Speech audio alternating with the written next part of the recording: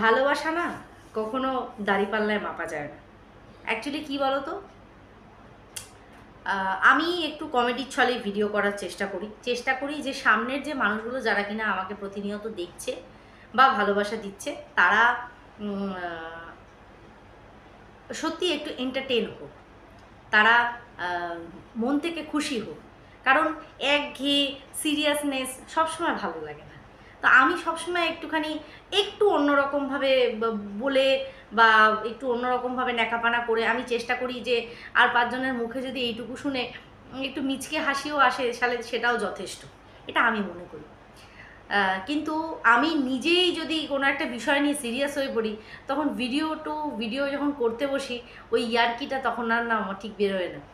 তখন মানে নিজেই একটু একটু ভাবুক হয়ে পড়ি বিষয়টা নিয়ে। তোমরা ভালো করেই জানো এমএসএলের সাথে আমার একটা অন্যরকম কানেকশান আমি ফিল করি, এটা আলাদা করে বলার কিছু নেই। তো সেই কানেকশানটার দরুন আমি ওদের প্রত্যেকটা বিষয়ের সাথে না রিলেট করতে পারি। এখন যে সিচুয়েশানটা ওদের চলছে, অনেকেই হয়তো একঘেয়ে হয়ে যাচ্ছে বা বুঝতে পারছে বিষয়টা যে না না নাটক হচ্ছে, বেশিরভাগ মানুষের ক্ষেত্রে সেটা নাটকের ছলে দেখলেও কিছু জিনিস মানে সত্যি নাটকের মধ্যে ফেলতে গিয়েও মানে আটকে ওঠে। যাই হোক, অনেক কিছু বলার আছে, মানে মন যেটা বলবে সেটুকুই তোমাদের সাথে তুলে ধরবো। তো তার আগে বলি, welcome back to my channel. কেমন আছো তোমরা সবাই? আশা করি সবাই ভালো আছো, আমিও ভালো আছি। দিনের সেকেন্ড ভিডিও নিয়ে চলে আসলাম, আর অবশ্যই করে এমএসএল এর টপিকটার ওপরই ভিডিও করবো। তোমরা কেউ বিরক্ত হও না, কারণ কিছু জিনিস যেটা যখন দেখছি সেটা নিয়ে তো বলতেই হবে। কারণ দেখো, তোমাদের উদ্দেশ্যেই একটা কথা পরিষ্কার বলি, যখন একটানা বাচ্চার বাবা বা বাচ্চার মা গামলাকে নিয়ে যখন আমরা একটানা ভিডিও করছি বা করছিলাম, সেখানে তোমরা বেশিরভাগ মানুষ এসে বলছো রিম্পা বড্ড বোরিং লাগছে, এই একই বিষয়ে রোজ চর্বিত চর্বণ করতে ভালো লাগছে না। হ্যাঁ, তোমরা অন্য কিছু জিনিস নিয়ে কিন্তু কথা বলতে পারো। ইন দ্য মিন টাইম এই সাডেনলি এই এমএসএল এর বিষয়টা আসে, তো আমরা ওই বিষয়টা থেকে ফোকাস একদম সরিয়ে নিয়ে গিয়ে এমএসএল এর টপিকটার ওপর কিন্তু ভিডিও করা শুরু করি। এবার দেখো, এমএসএল এর ঘটনাটা ঘটেছে বিগত 4 থেকে 5 দিন হয়েছে, এর মধ্যেই তোমরা বোর হওয়া শুরু হয়ে গেছো। অনেকেই বলছে ভাল লাগছে না, আবার অনেকেই ভিডিও দেখে কোনো কমেন্ট করছে না, বেশিরভাগই অন্য কিছু বলছে, অন্য কোনো জিনিস নিয়ে বলছে। যেমন আমার চশমার ফ্রেমটা অনেকেরই ভালো লেগেছে, আবার অনেকেরই ভালো লাগেনি। তো দেখো, এটা তো আমি বলেছি যে সবসময় সব কিছু ভালো লাগবে তার কোনো মানে নেই, কিন্তু মাঝে মধ্যে লাইফে একটু চেঞ্জেস দরকার লাগে। ওই চেঞ্জগুলো যে সবসময় যে পছন্দের হবে সেটা কিন্তু না। এই যে চশমাটা, সবাই কিন্তু আমাকে, এই যে চশমা ছাড়া আমি, আর এই যে চশমা পরে আমি, বেশিরভাগ মানুষ কিন্তু আমাকে যেহেতু এক টানা বিগত 3 বছর ধরে চৌকো ফ্রেমের সাথে দেখে দেখে অভ্যস্ত হয়ে গেছে, তা রিম্পার ওই মুখশ্রীটা ওই চৌকো ফ্রেমের মধ্যেই সেট আপটা বেশ হয়েছে, রিম্পাকে চৌকোতে ভালো লাগে। এটা আমারও নিজস্ব মতামত, আমি সত্যি বলছি। গোল কোনো দিনও করিনি, বাট একটু ফাঙ্কি টাইপের মনে হলো যে একটু চেঞ্জ করি। ওই যে বললাম না, লাইফে একটু মাঝে মধ্যে চেঞ্জ দরকার, ঠিক আছে? তো মনে হলো যে একটু চেঞ্জ করি, একটু চেঞ্জ করলে লুকটাও চেঞ্জ হয়, ভালগার দেখতে না লাগলেও একটু চেঞ্জ হয়ে যায়। তো মানুষটা আমি কিন্তু এক আছি, চশমা চেঞ্জ হতে পারে, তো সেটা কথা না। ঠিক সেই রকমই কিছু কিছু সিচুয়েশান চেঞ্জ হয়, তো সিচুয়েশান চেঞ্জ হলে মানুষের ইকুয়েশানগুলো চেঞ্জ হয়ে যায়, বুঝতে পারছি? তো ভিডিও শুরু করার প্রথমে আমি সবার আগে সুকে দুটো কথা বলবো। দেখ, তোর সাথে আমার একটা গভীর সম্পর্ক তৈরি হয়ে গেছে, এটা অনেকেরই ধারণা, কিন্তু সেটা কতটা সত্যতা আর কতটা জল মেশানো সেটা তুই আর আমি বুঝি। আমাদের মধ্যে একটা আন্ডারস্ট্যান্ডিংয়ের জায়গা আমরা ক্রিয়েট করেছি, যে প্রচুর পরিমাণে গালমন্দ করেছি, প্রচুর, কোনো জায়গায় বাকি রাখিনি। কে কাকে কি কতটুকু বলেছি, সে আমাকে কতটা, আমি তাকে কতটা, এটা গোটা ওয়াইটির সাথে সাথে আমরা দুজনেও কিন্তু মনে রাখি, মানে আমাদের মনে আছে অ্যাকচুয়ালি। শুধু এটাকে বই নিয়ে যেতে চাইছি না। ফিল্ডে কাজ করতে এসেছি, কামড়াকামড়ি থেকে বেরিয়ে মতের মিল অমিল অবশ্যই থাকবে, সেখান নিয়ে অবশ্যই কথা বলবো, কিন্তু কামড়াকামড়িটা কোথাও না কোথাও গিয়ে থামাতে হবে, সেই আন্ডারস্ট্যান্ডিংয়ে এসেছি। তো যথারীতি কামড়াকামড়িটা একটু বন্ধ। তো সত্যিই কি তোমরা চাও আমি আর সু আগের মতন কামড়াকামড়ি করি? আজকে এই বিষয়টার ওপর কিছু কমেন্ট তোমরা ফেলো তো। কিন্তু হ্যাঁ, আমি বারংবার বলছি, সঠিক বেঠিক দেখলে পরে বলার রাইট কিন্তু ডে ওয়ানেও ছিল, আজও আছে, আগামী দিনেও থাকবে, কারণ তার ওর সব কথা আমার পছন্দ হবে বা আমার সব কথা তার পছন্দ হবে। আর সত্যি কথা বলতে আসলেই কেউ কারোর আমরা ভিডিও দেখার টাইম পাই কিনা এটা নিয়ে বিষয় হচ্ছে কথা, কারণ আমি তো সম্পূর্ণই ওর ভিডিও এখন দেখি না, পরিষ্কার আমি বলছি দেখি না, কারণ ওখান থেকে আমার কন্টেন্ট করার মতন কোনো মানসিকতা নেই বলে আমি ওই বিষয়টাকে টপিকটাকেই ছেড়ে দিয়েছি, আমি অন্য বিষয় নিয়ে কাজ করছি। ঠিক আছে, এই যে একটা সময় মানুষ বলতো সুকে ছাড়া তোর চলবেই না, আমার চলছে, গুড, চলে যাচ্ছে আমার। এবার সুকে দুটো কথা বলি। দেখ, পাগলেও না নিজের ভালোটা বোঝে, তো তুই তো এখনো বদ্ধ উন্মাদ হোসনি। এবার তুই ভালো করে জানিস MSL এর সাথে ঘটে যাওয়া তোর এত ভালো একটা রিলেশন যেটা ক্রিয়েট করেছিলিস, তাই না? তো সেই জায়গাটায় দাঁড়িয়ে MSLকে তুই কতটা কি বলেছিস এটা তো তোর ঘাড় ধরে কেউ বলায়নি। গোপন সূত্র মারফত যে তোকে গোপন সূত্রে খবর দিয়েছে, সবার আগে জাহাজ ডুবলে যেমন ইঁদুর ভাগে, সবার আগে সে ভেগেছে। ঠিক আছে, তার টিকিটিও দেখতে পাওয়া যায় না, কিন্তু টিকিটই দেখতে পাওয়া যায় না, সে ওয়াইটিতে কার কমেন্ট বক্সে ঘোরে সেটাও দেখতে পাওয়া যায় না। তো উস্কানি কেউ দিয়েছে, তুই উস্কানি খেয়ে খেয়ে কিছু ভিডিও তুই করেছিস জঘন্যতর বিলো দ্য বেল্ট গিয়ে, অস্বীকার করার জায়গা নেই, কিন্তু দেখ পারবি না। বিলো দ্য বেল্ট গিয়ে যেগুলো দেখিসনি সেগুলো নিয়ে বলেছি। এই যে তুই সেদিনের ভিডিওতে বললি না যে আজকে তাদের চিনি না, জানি না তাদের বিষয় কতটুকু, এক্স্যাক্টলি তাই। সেই সময় কিন্তু তাদের চিনতি না, তুই ভালো করে জানিস। ওই যে তোর চ্যানেলে যে একটা স্ট্রাইক মেরেছিল, সেটা প্রতিহিংসা পরায়ণ হয়ে তুই ওর জিনা হারাম করবি বলে কিন্তু কণিকার পেছনে তুই লেগেছিলিস। সেটা করতে করতে কন্টেন্টের মধ্যে তুই এতটাই রিভেঞ্জফুল মেন্টালিটি তোর হয়ে গেছিলো, ভগবান জানে, সেটা তুই ভালো বলতে পারবি। আমরা তো তোকে সামনে দেখেছি, গোটা ওয়াইটি দেখেছে, এ না যে কোনো কথা মিথ্যে কথা, কিন্তু সেখান থেকে দাঁড়িয়ে তুই কিন্তু নিজের ক্ষতি, মানসিক সমস্ত রকম ক্ষতির জায়গা তুই নিজে খুলে দিয়েছিস, যে কেউ তোর এগেনস্টে হঠাৎ করে গিয়ে এরকম কেস করেছে। বলতে লাগে না, অশান্তিটা না মানুষ যখন ফিল করতে করতেও এক্সট্রিম লেভেলে চলে যায়, হ্যাঁ, তখন গিয়ে কিন্তু মানুষ এরকম একটা করে। আজকে তুই কিন্তু সেখানে ভুক্তভোগী, তুই ভালো করে জানিস যে তোকে কি মেন্টালি হ্যারাস হতে হচ্ছে, ফাইন্যান্সিয়ালিও হতে হচ্ছে, তুই কিন্তু জানিস ভালো করে। তাই সেখানে দাঁড়িয়ে এমন কোনো করিস না যাতে সেটা তোর দিকে বুমেরাং হয়ে আসে।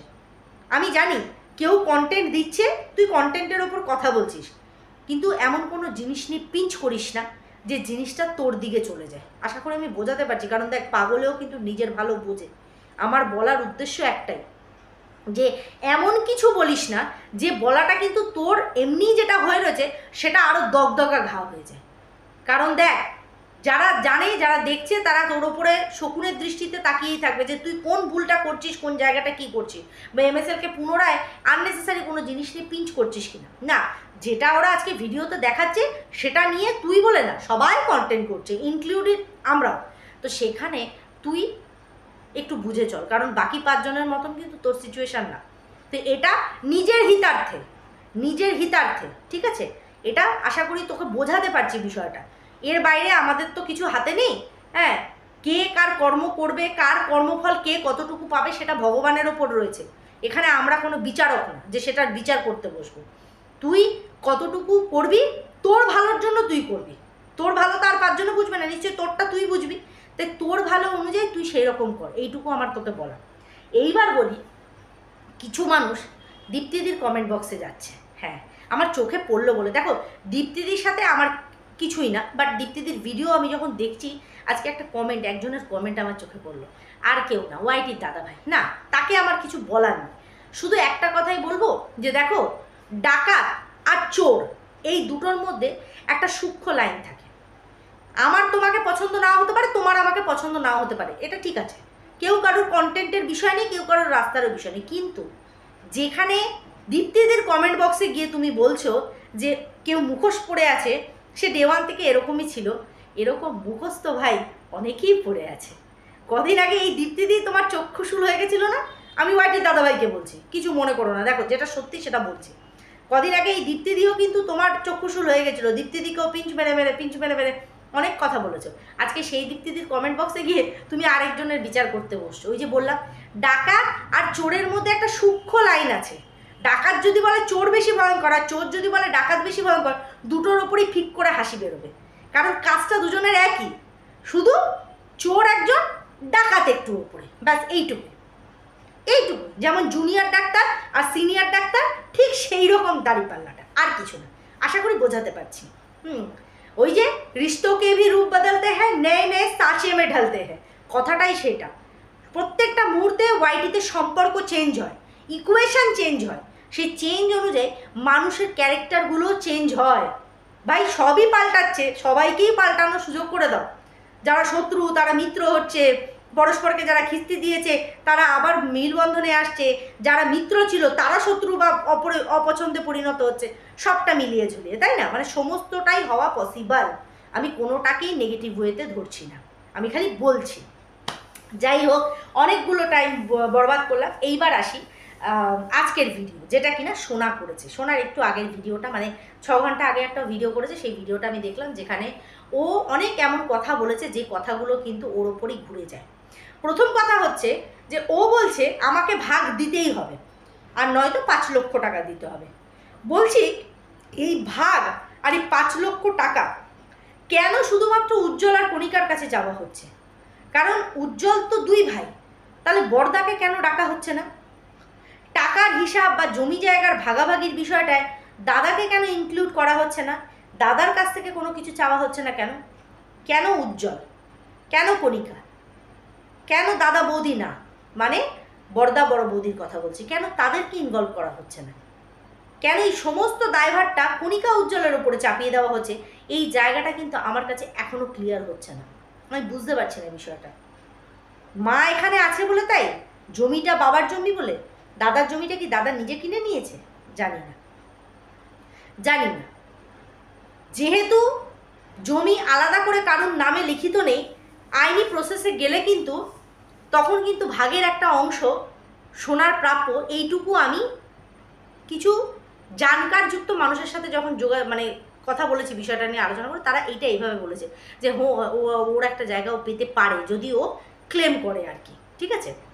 কিন্তু 5 লক্ষ টাকার দাবিও এইভাবে নিজের ভাইয়ের কাছে করতে পারে না, কারণ দাদাও রয়েছে। ভাই একা কেন দেবে? ভাই একা কেন দেবে এই জিনিসটা আমি বুঝতে পারছি না। যদি দেওয়ার থাকে, আজকে হঠাৎ করে এসে যদি বোন বলে আমার এখন সমস্যা, আমাকে 5 লক্ষ টাকা দে, ভাই 5 লক্ষ টাকার দোকানে কিনতে পাওয়া মুড়ি চানাচুরের মতন না নিশ্চয়ই, যে আমি বললাম আর আমি খুলে দিয়ে দিলাম, তাই না? তাই তো? সেখানেও বলছে আমি আরও বেশি করে জ্বালাবো, আমি এখান থেকে যাব না। আমি কালকে যতটুকু উজ্জ্বলের বক্তব্য শুনেছি, উজ্জ্বল কিন্তু তুই যা এখান থেকে নিচে যা, নিচে যা বলেছে। ও কিন্তু বাড়ি থেকে বেরিয়ে যা সেই কথাটা বলেনি। উজ্জ্বলের রাগটাই হচ্ছে যে কেন ঝগড়াটা ঘরে হচ্ছিল সেটাকে সোশ্যাল করা হলো, সেখানে কিন্তু শোনার কোনো উত্তর ছিল না। আজকে বড় বড় কথা ও যে বলতে বসেছে, ও যে মানসিকভাবে সুস্থ না সেটা বোঝা যাচ্ছে। উল্টে ও বলছে যে আমি বাড়ি জ্বালিয়ে দেবো। পুনরায় কিন্তু ওই কথাটা বলেছে, আর আমি সেটা স্ক্রিন রেকর্ডিং করে রেখেছি।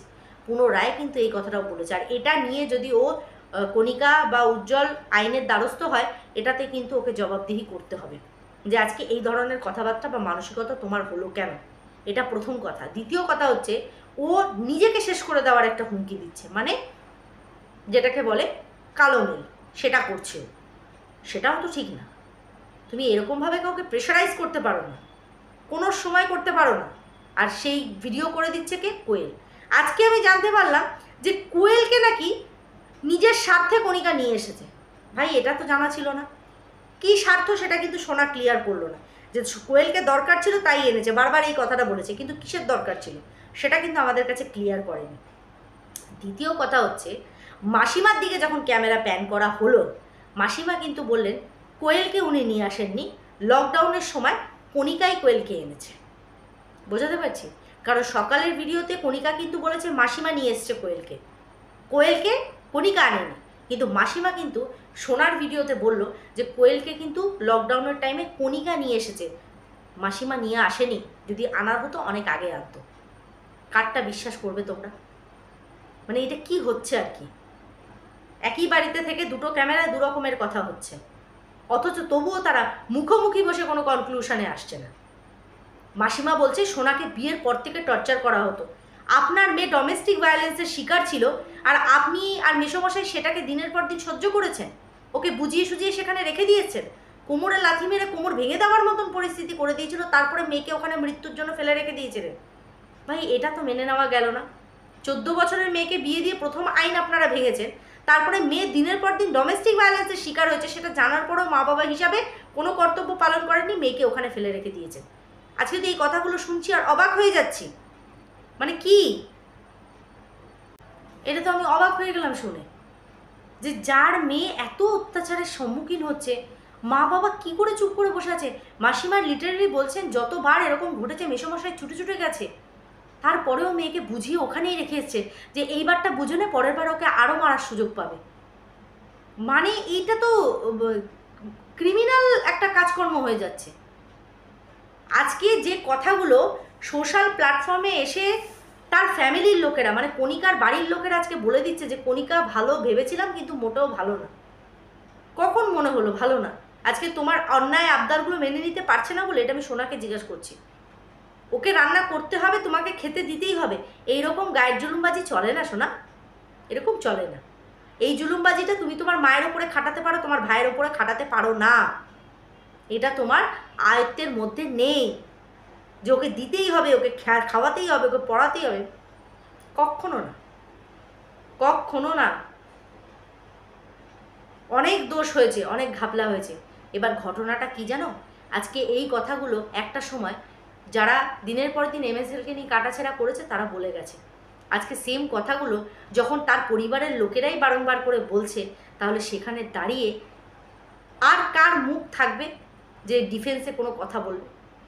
কারণ তাদের পরিবারের কথাবার্তাগুলো পরিবারের লোকজনেরাই নিজের মুখে বলে দিচ্ছে। শুধু খারাপ লাগলো ওই জায়গাটায় যে মাসিমার চোখের জলটা আজকে সত্যি আমার বুকের ভেতরটা খুব মোচড় দিয়ে উঠেছে। আমি ভিডিও শুরুতে বললাম না, ভালোবাসা কখনো দাঁড়িপাল্লায় মাপা যায় না।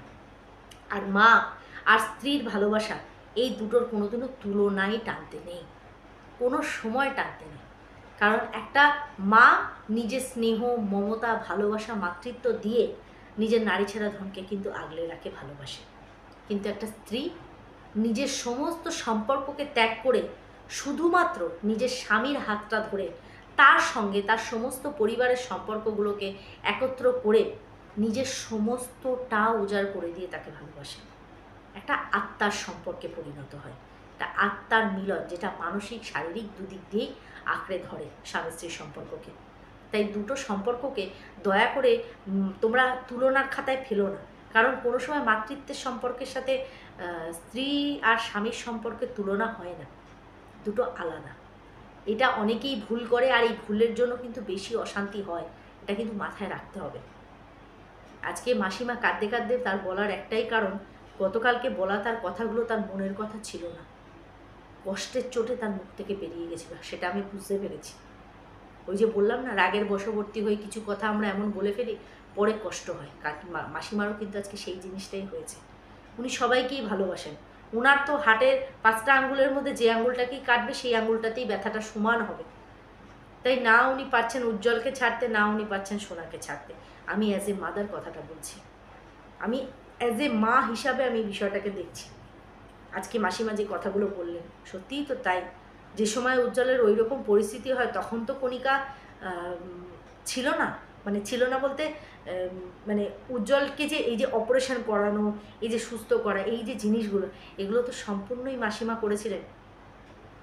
সে ইনকাম করেছে, সেখান থেকে নিজের সন্তানকে সে এত ট্রিটমেন্ট করিয়ে আজকে যতটুকু দাঁড় করাতে পেরেছে, বাকি ওনার আফসোস সারা জীবন থেকে যাবে। আজকে তার ওই ছেলেটি একটু এক পা হাঁটতে পারলো না। আজকে মা কষ্টের চোটে বলছে যে যদি হামাগুড়ি দিয়েও চলতো তাহলে আমার ছেলেটা যেন চলতো। এটা খারাপ লাগে, সত্যিই খারাপ লাগে।